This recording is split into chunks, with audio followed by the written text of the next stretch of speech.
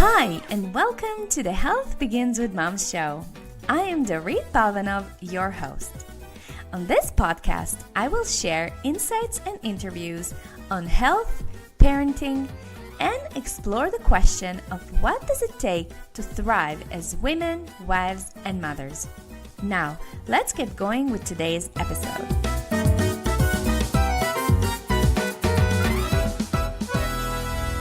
Hey everybody, welcome to another episode of the Health Begins with Mom podcast. This is Dorit Palvanov, your host.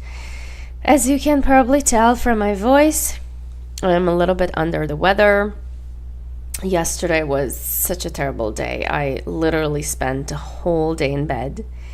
And today I thought I would talk to you about how our body is making us slow down, so I talk a lot about the wisdom of the body, about how, when we are integrated, embodied human beings, embodied women, embodied mothers, there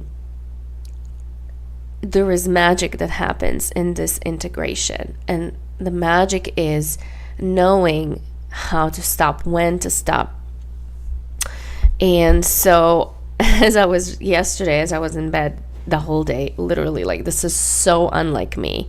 I usually am the first to get up, to prepare the lunches, to unload the dishwasher, and to get the kids going, breakfast, getting them out the door, driving them to school.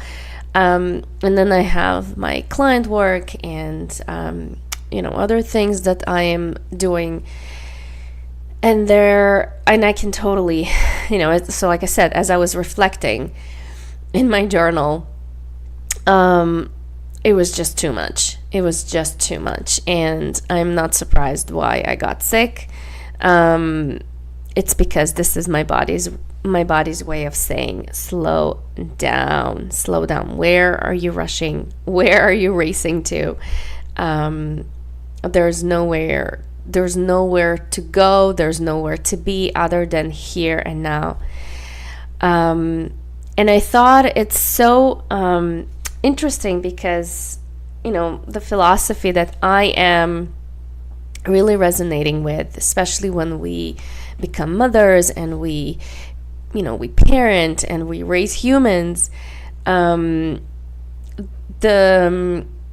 I feel like the majority of the time we all just want to give and give and give and give to the point that, it's like one of my clients said, when you are so used to neglecting yourself for years and years and years, it's really hard to look back and kind of course correct.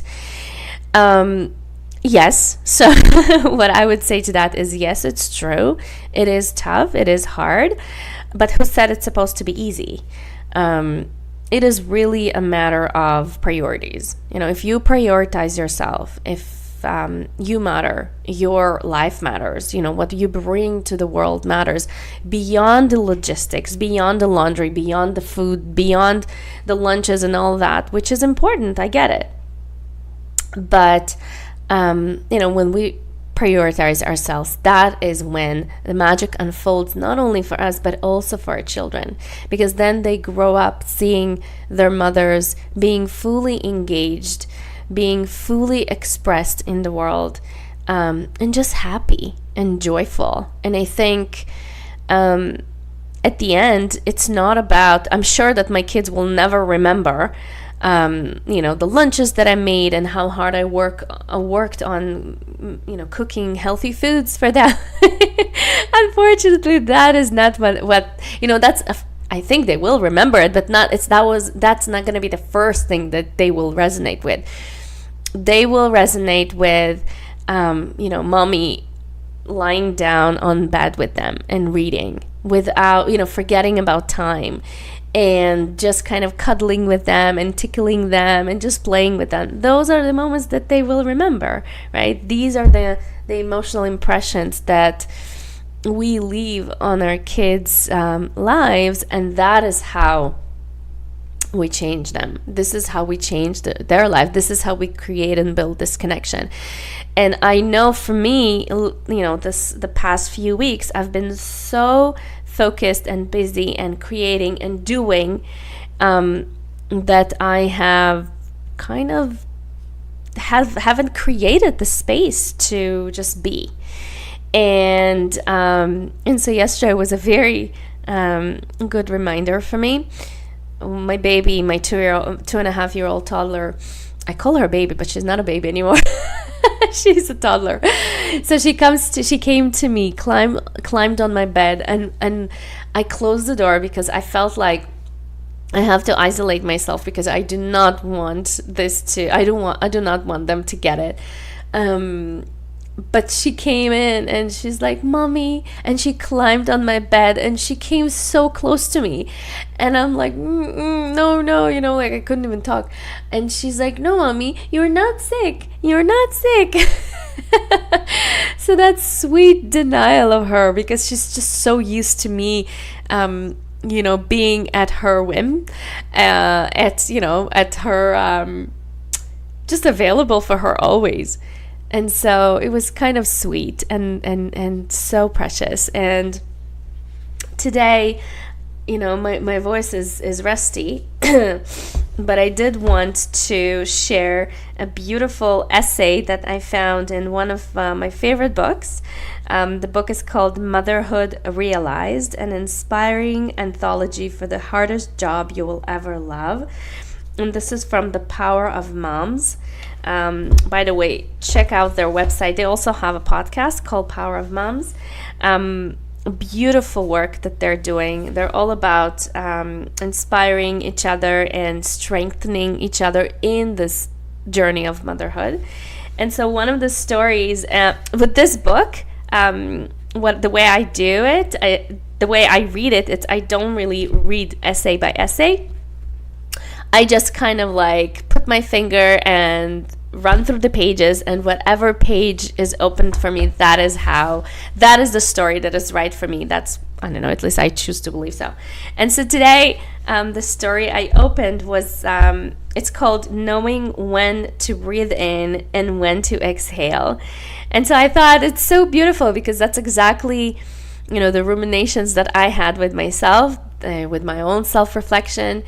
And so how beautiful it is that it's already written so vulnerably and so raw in this story, and I wanted to share it with you, and hopefully it will inspire you. So this story is written by Emily Ashton, and it goes like this. The joys of life, and particularly of motherhood, come and go in the moments. If we let those moments slip by without any recognition of them, we might find it more difficult to enjoy this journey. Someone once told me that when the sweet moments come, we need to breathe them in long and deep. As a mother of 3 small children, I've loved that advice. It is what I tried to do: savor the moment, let time stop, and breathe it in long and deep, because in another moment it will all be gone.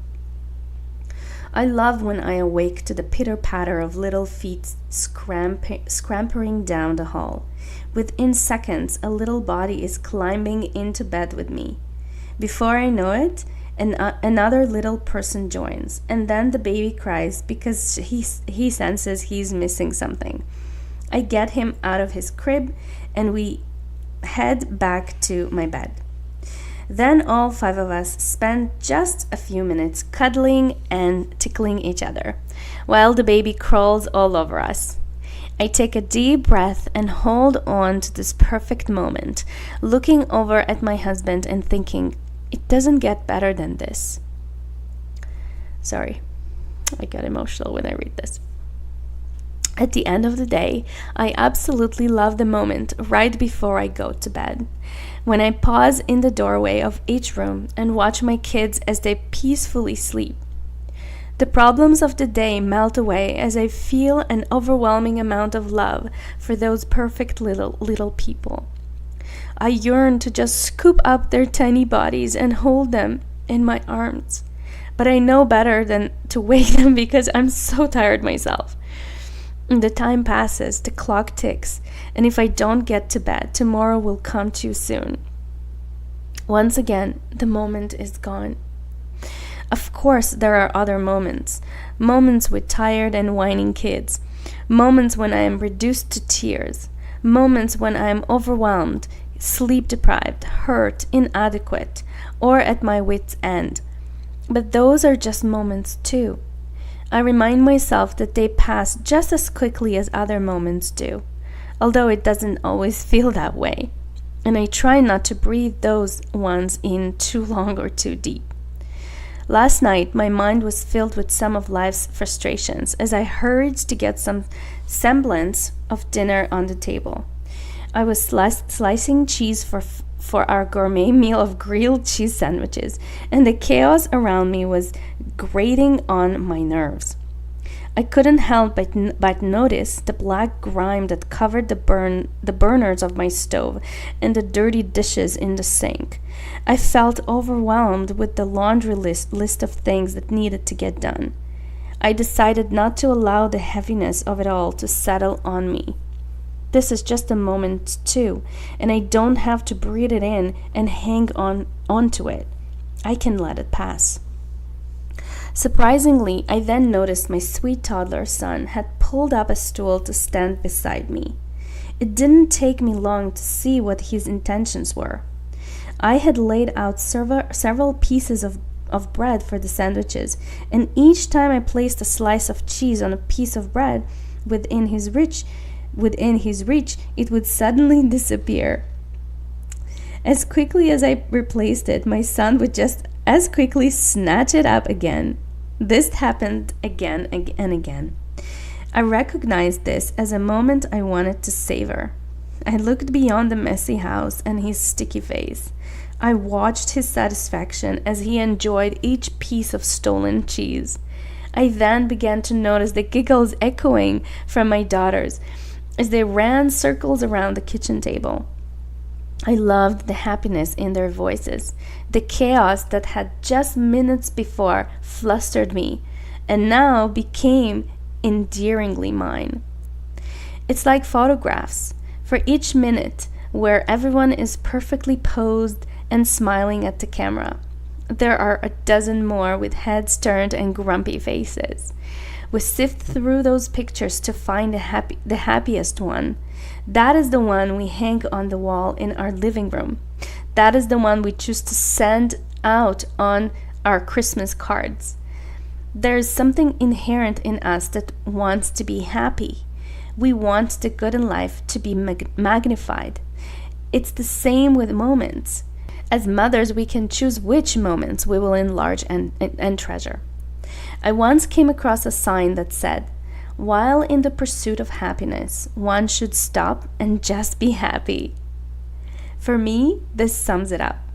Because the truth is, moments are fleeting and minutes soon turn into memories. I want the sweet memories of motherhood to be breathed in, savored, and always remembered. Isn't this wonderful? Isn't this beautiful? And so today, this is what I'm doing. I am just breathing in. I'm stopping. I'm pausing. I am just integrating. I am embodying my, the wisdom of the pause and just allowing myself and my body to heal without rushing anywhere, without doing anything that is quote unquote productive. Because this is what I need. And I really want my daughters, my girls, my kids, my children to see me that I prioritize taking care of myself, that it is okay and they're not going to die and they're not going to starve if mommy needs to take a day or two to just heal and take care of herself. On that note, I have to say that in this reflection, I also thought about how grateful I am for having such a strong circle of support around me So my husband, bless his soul, we actually got sick together. So he is also under the weather, but thankfully he got sick a day before me. So yesterday he was already on the healing curve, whereas I was already in the, deep sick illness. So he was able to drive the kids to school and then pick them up and feed them and all that. I'm also so grateful for grocery stores, for supermarkets that have pre-made food. We don't do junk food here, but there was still, soup that my husband was able to pick up, and also some roasted chicken that we could all eat, and that was great. So I'm very grateful for that. I'm also grateful for our family, our extended family, that just it was kind of out of the blue, but you guys know that there's nothing like out of the blue. It's all part of the plan. And it was just such a perfect synchronicity, such perfect timing. My husband's brother and his wife, they popped in yesterday, and they just helped with the chaos, with just managing it all. And then my daughter had to go. She volunteers at a charitable organization, and yesterday she was so excited about going. It was for her first time to volunteer, and it was pretty quickly my husband and I realized that we just can't. I was down, I was shut down, and he's completely out of function, out of commission, and he was taking care of the other younger kids. So, but it was so hard for us to just, to tell her, that we can't. It's just not happening. And at that moment, there was a knock at the door, and so it was such a beautiful kind of reminder that we are all connected. We are all connected, and we are manifesting all the time. And if there is something you really, really want, somehow things or the cards, they will be arranged in your favor, and it will happen. And so that's what happened for us. And so they took her, and she was so happy, and we were happy, and all turned out to be beautiful and magical. And that's it. That's what I wanted to share with you. Before I let you go, I'm going to leave you with a little action task. Just ask yourself, just sit with yourself, wherever you are listening to this, whether you are doing the dishes or folding the laundry, or maybe in the car listening to it, or maybe while you're running, wherever you are listening to this content from, just ask yourself, what can you do to breathe in your good moments? I know that, as mothers, you and I, we all have this. If you're tempted to dwell in a negative moment today, decide, because it is a decision. It is a deliberate action, right? You can actually choose. Like I always say this, we have control over nothing other than the power of our thoughts. We can only control how we think. And so you can choose this too. What am I focusing on? Am I focusing on the laundry and the dishes and the crumbs on the floor? And, the living room looks terrible. All the books are out of the shelf, and all the pillows are on the floor, and the chairs are pulled out and thrown on the floor. It's like chaos. So am I focusing on that, or am I focusing on the fact that my family is spending time together, and we're creating moments, and we're savoring, and all of us are healthy, and we are all just together, having sacred family time? Because before we know it, you guys know how that works. In the blink of an eye, your kids are grown, and they're out of the house, and then there's none of this anymore. Also yesterday, I'm gonna share this real quick. My toddler had a Hanukkah party at her daycare, and it was so beautiful to see. And I had this moment of I just was filled with joy and just kind of and also sadness, because I told my husband please savor this, because this is the last time for us as a couple to to see, our one of our kids being so little, and she was so cute with this little dress, walking and dancing and just toddlering. Toddlering, is that a word? And it was just so precious. It was so cute, so cute. So that cuteness, that precious cuteness, it's so temporary. And I know how hard it is to savor it, but again, it's a practice. It's just a matter of shifting your attention, shifting your mindset, and putting it where you want it to be, where you want, you put this attention to the moment that you want to remember. You are the one deciding in this moment what matters, where. It's like, you have to imagine, it's almost like you're having a flashlight, and you are the one deciding what you're going to illuminate. And it's the same with our kids, right? Isn't it? So I'm going to challenge you to think really closely with yourself. I highly encourage you to take it into your journal, allow your inner wise mother to guide you, and ask yourself, what can you do to savor in these good moments? What can you do? How can you set yourself up for success in your day so that you create these pockets of time where you just slow down and be less than do? Okay? And that's it for me. I am going back to my bed. I'm going back to my healing, drinking a ton of bone broths and water and tea and herbal teas, and just getting the much needed sleep and rest, and I'm binging on Netflix. These are the perks of being sick. And that's it. And I wish you so much love. Oh, by the way, before I let you go, I wanted to make sure that I do talk about this, because this is important. Like I said, for those of you who are recurring listeners, you already know that I am starting a new segment to the show in 2019. So it's going to be called On-Air Coaching Calls, which is where women, mothers, really daughters, because we not all women are mothers, but we are all daughters. And so this is going to be a sacred place where women can call in. Of course, it's going to be ahead of time, and we will do a 30-minute coaching session with them. So you can call in whether you are struggling with some PMS pain, hormonal imbalances, back pain, skin issues, whatever it is, whatever condition you are struggling with physically.